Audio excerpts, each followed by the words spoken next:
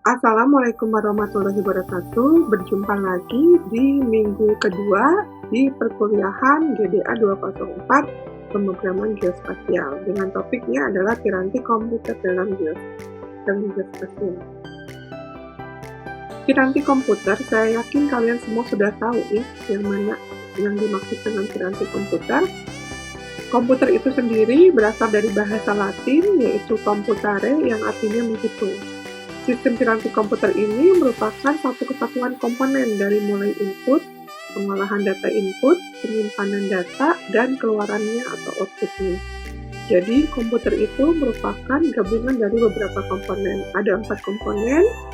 Komponen pertama adalah input, kedua adalah pengolahan data, yang ketiga penyimpanan, dan yang keempat adalah outputnya. Cara kerja komputer itu sendiri, yang pertama data masuk dalam input, kemudian diproses di CPU, dibantu juga dengan memori, dan keluar hasilnya dari output. Ya, di sini device itu maksudnya perangkatnya.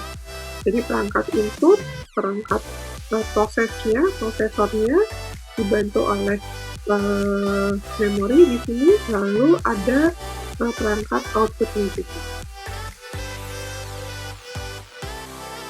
Sejarah komputer, perkembangan komputer diawali adanya perkembangan dari alat hitung, dari mulai sempoa sampai dengan sistem elektronika, yang dimulai oleh Charles Babbage di tahun 1933.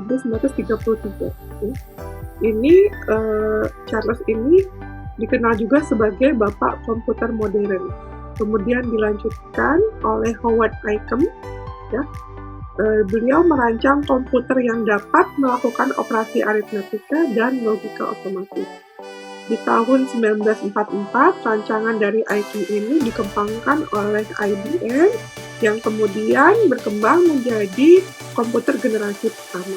Ya, di sini komputer generasi pertama adalah bersifat komersial pertama yang bisa komersial itu artinya diperjualbelikan. Lalu berlanjut ke komputer generasi berikutnya, kedua, ketiga, sampai yang keempat, di mana kita masuk ke adanya PC atau personal komputer atau desktop, ya, komputer-komputer yang kita gunakan saat ini.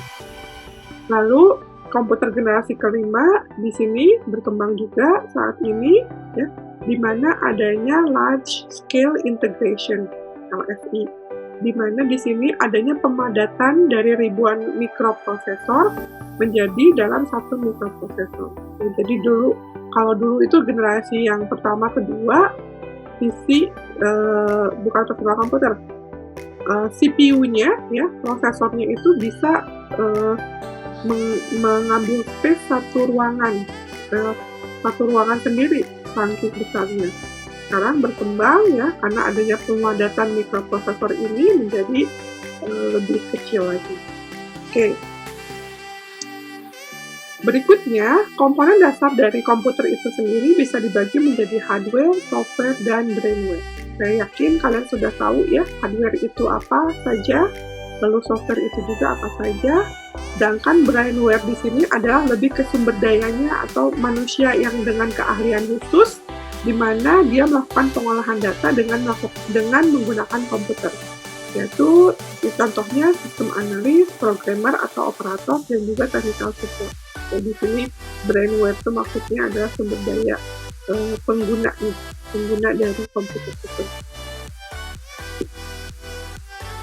Ini adalah gambar beberapa contoh dari hardware komputer ya. Saya yakin kalian sudah tahu semua ini ya.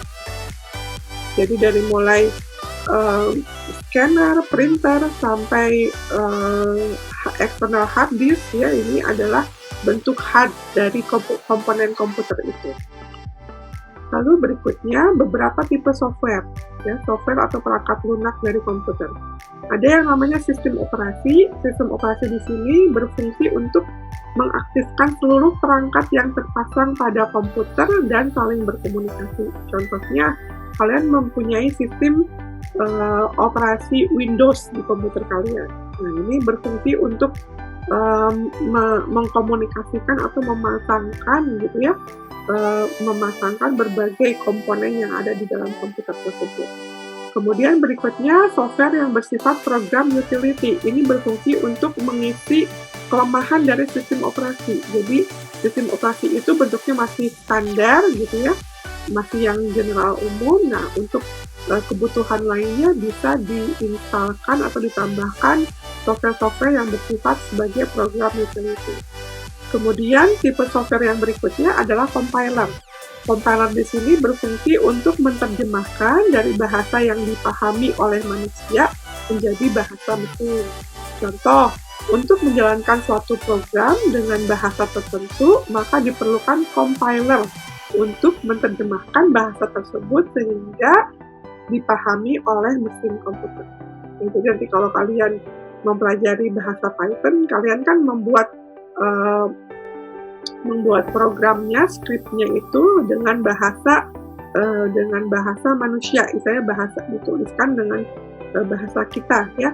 Lalu kemudian untuk bisa dijalankan oleh komputer itu sendiri, bahasa tersebut harus diterjemahkan dulu oleh si software compiler ini.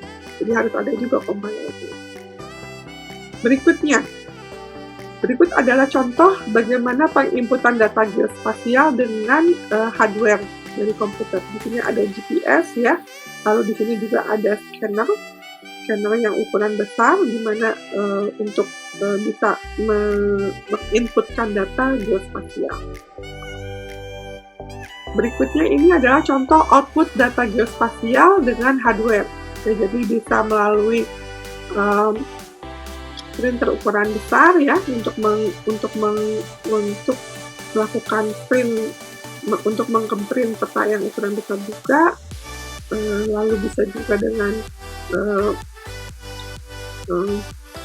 layar yang hanya ditampilkan di layar juga bisa, itu termasuk outputnya juga ya. Lalu juga printer yang ukuran kecil. Ini beberapa contohnya saja. Berikut adalah software yang bersifat open source ya, jadi free untuk pengolahan data geospasial. Di sini ada beberapa listnya, bisa kalian cek juga. Saya berikan alamat websitenya ya. Harapannya nanti ke depannya kalian bisa juga menggunakan software-software open source ini. Ini akan sangat memudahkan kalian juga nanti ke depan. Baik, itu saja yang bisa saya sampaikan di pertemuan minggu kedua ini.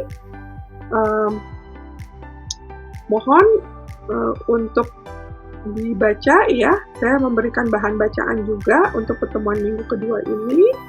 Kemudian juga nanti saya minta kalian untuk mengecek pemahaman kalian dengan menjawab beberapa pertanyaan yang juga saya sudah berikan di laman Moodle.